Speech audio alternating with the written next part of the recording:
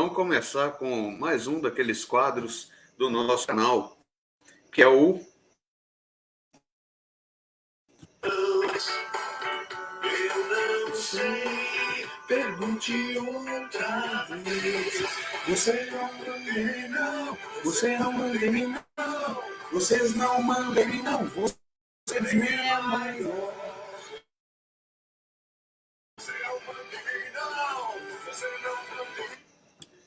Bom, vocês não mandam em mim e eu falo o que eu bem quero. A turminha da Lava Jato foi pro sepulcro caiado. Nós estamos vendo que Lula obteve a maior vitória contra a Lava Jato, perdem Moro, Fachin e Bolsonaro. O plenário do Supremo Tribunal Federal deu na quinta-feira a pá de cal na mais importante vitória numa batalha de anos contra a Lava Jato. Com aval do plenário do STF, Lula poderá dizer que o ex-juiz Sérgio Moro julgou de forma ilegal e parcial. Em debate acirrado, Carmen Lúcia deu pouco antes das 6h30, o que confirmou a vitória de Lula. Ela formou maioria de 6 votos para confirmar a decisão da segunda turma do Tribunal da Suspeição de Moro nos casos do ex-presidente. A sessão foi encerrada no placar de 7-2, mantendo a suspeição quando Gilmar Mendes e Roberto Barroso começaram a discutir falando um em cima do outro. Faltaram os votos do presidente da corte, Luiz Fux, Marco Aurélio Melo. Fux prometeu retomar o julgamento na próxima. Quem devido à da manobra para proteger o ex-juiz, já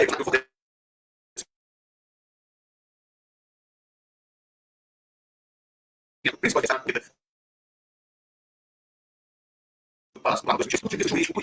no ano que vem, com a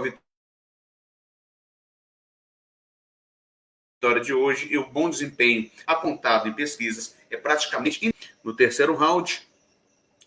O STF concluiu que a 13ª Vara Federal de Curitiba não tinha competência para julgar Lula, que os processos que tramitavam no Paraná devem seguir para a Justiça Federal de Brasília e que Sérgio Moro atuou de forma suspeita.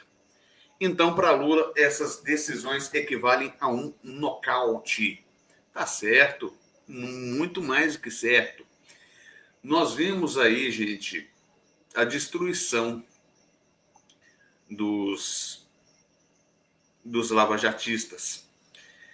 Esses que, de acordo com o Ricardo Lewandowski, eu subscrevo o que ele disse que foi a destruição do setor petroquímico, a engenharia civil.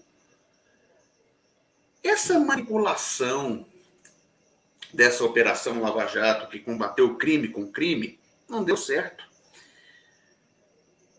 Eu digo que a injustiça nunca vira justiça. O debate público agora, ele vai ter que ser muito mais apelativo para os lavajatistas. A vitória de hoje, gente, reforça os argumentos políticos do ex-presidente num eventual confronto eleitoral com o Bolsonaro.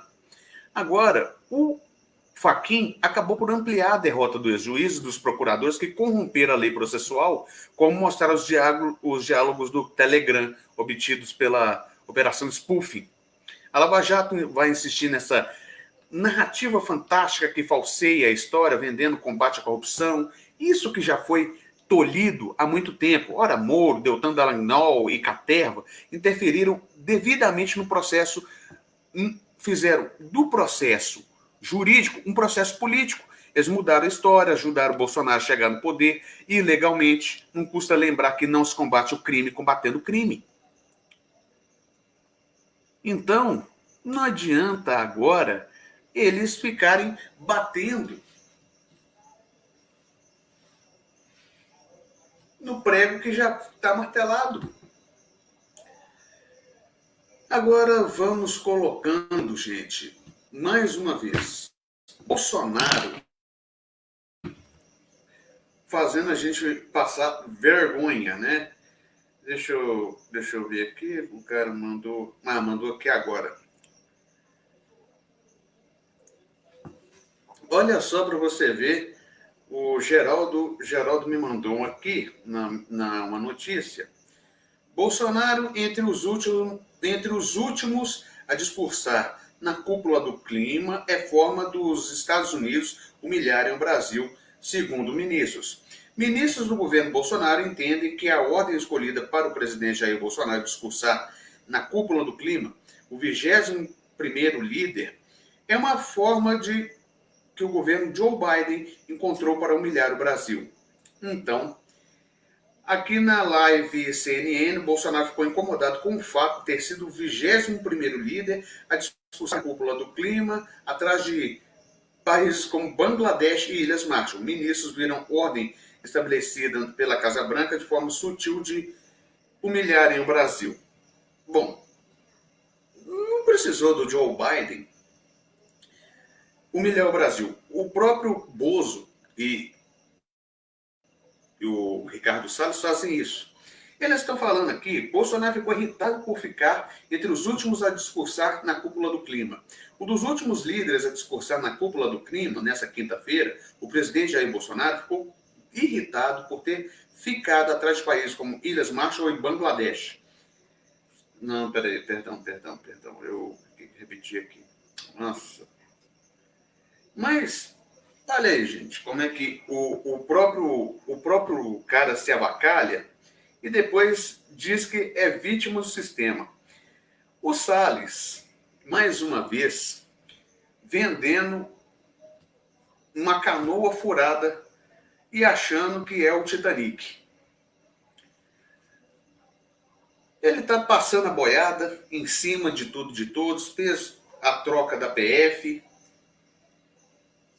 do chefe da PF, porque mandou a notícia crime. Bom, aonde está a questão? O ministro do Meio Ambiente está servindo a quem, como disse o Ailton Krenak? Ele está servindo a quem? Agora ele vê e fala o seguinte: Salles, nada impede de ir reduzindo o desmatamento desde agora. O ministro do Meio Ambiente, Ricardo Salles, durante coletiva da imprensa, nesta quinta, disse que nada nos impede de ir reduzindo o desmatamento desde agora. Para isso, o governo coloca seus recursos nas agências ambientais, Polícia Federal, logística das Forças Armadas e abre possibilidade, como foi dito hoje pelo presidente da República, que países, empresas, entidades nacionais e estrangeiras colaborem com o robustecimento do orçamento para a redução do desmatamento legal. Gente, é zoar com a minha cara. É zoar com a minha cara e com a cara de todos os brasileiros. Porque o Bolsonaro não leva a sério a questão ambiental. Ele não leva o Brasil a sério. Porque lembra de uma reportagem que apareceu no New York Times da Manuela o quê? Manuela Londonho, agora lembrei. Ela fala sobre a chantagem que o Jair Bolsonaro está fazendo em relação ao meio ambiente. Ele está fazendo uma espécie de, assim, um sequestro, mas amador, bem amador. Ele mostra um político que dá pena. Ele e o Salles. Eles estão chegando, ou vocês dão o dinheiro, ou a gente vai destruir isso aqui. E eles mesmos deram tiro no pé, falando assim, ó, a gente não está precisando do dinheiro de vocês. Vocês te lembram disso? 2019, 2020, não lembro direito, quando eles falaram, olha, a gente não precisa de nenhum centavo da Noruega, nenhum centavo da Alemanha. Bom, o tiro saiu pela culatra.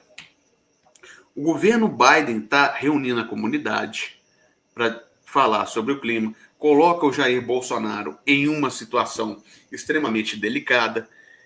O Bolsonaro mente de maneira assaz, constrangendo o povo brasileiro, e depois diz que é vítima do sistema. Bolsonaro fazendo suas bolsonarices. A gente já está à beira do abismo há muito tempo. Mas, para Bolsonaro, dane-se. O resto não vai.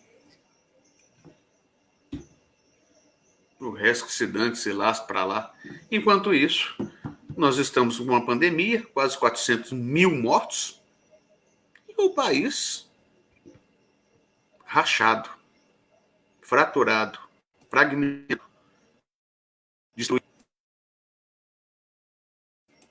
O capital subtraindo esse país, mas ninguém quer saber. Eu só vou dizer a todos vocês, caras, que não dá para levar esse país mais a sério, ainda mais com o Bolsonaro. Bolsonaro destrói as florestas, vai na cúpula do clima. O desgoverno está aí acabando. Eu fico pensando, o pessoal da esquerda, gente, assim, qual é a crença do pessoal da esquerda hoje? Assim, nessa leitura catastrófica da realidade, baseada nesse pessimismo, nesse desânimo profundo que contaminou a esquerda,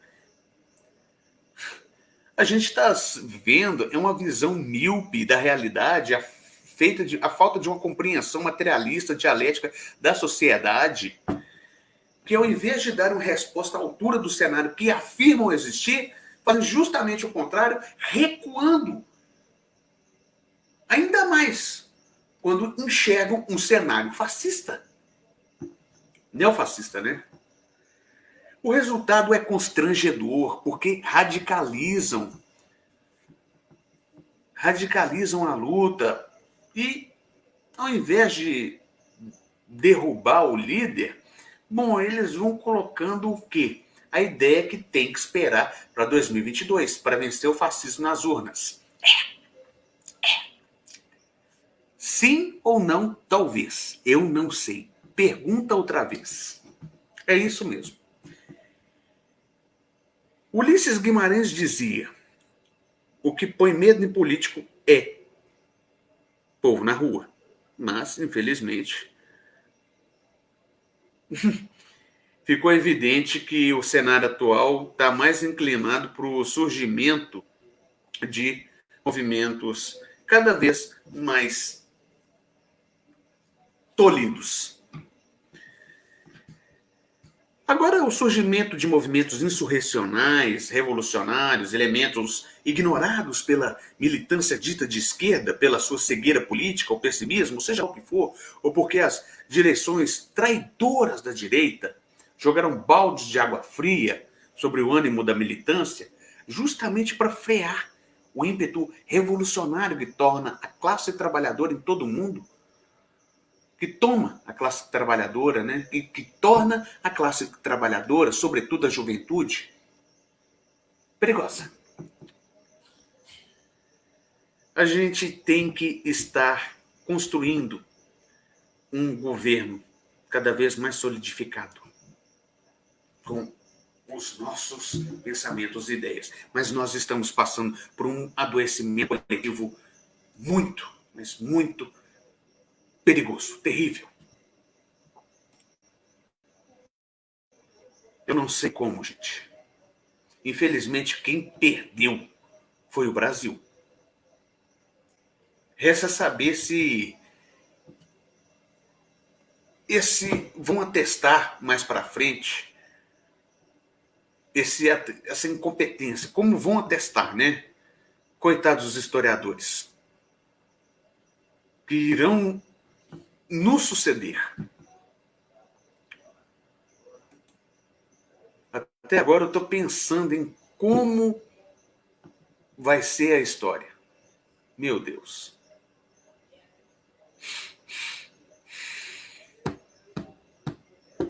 Vocês lembram de uma coisa?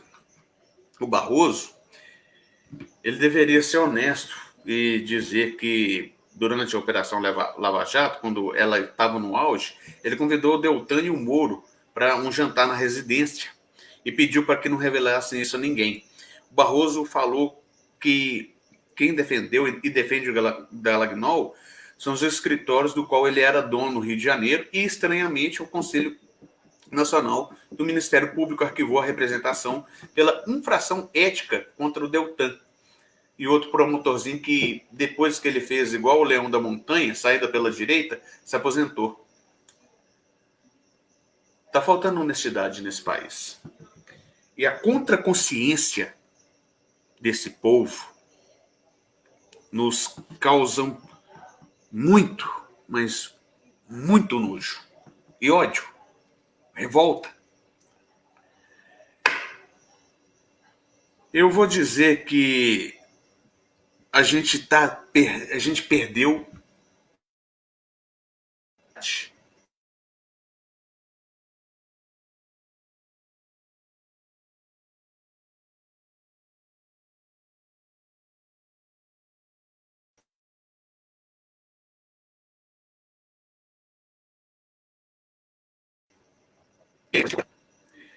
Curta e inscreva no nosso canal, né, gente? Vamos deixando aqui. Vai lá, inscreva-se no nosso canal do YouTube, Ricardo Lúcio Castiglione. Tem o Instagram, Ricardo Lúcio Castiglione. Tem o Apoia-se, Ricardo Lúcio Castiglione. E o nosso Pix. Cadê o Pix? Ah, não, eu não fiz ainda. Mas, calma. Quando eu fizer, eu dou o toque, tá? Curtam, inscrevam, compartilhem, dê um like, dê um dislike. Mas encerramos mais um quadro, sim ou não, talvez. Eu não sei. Pergunte outra vez. Até.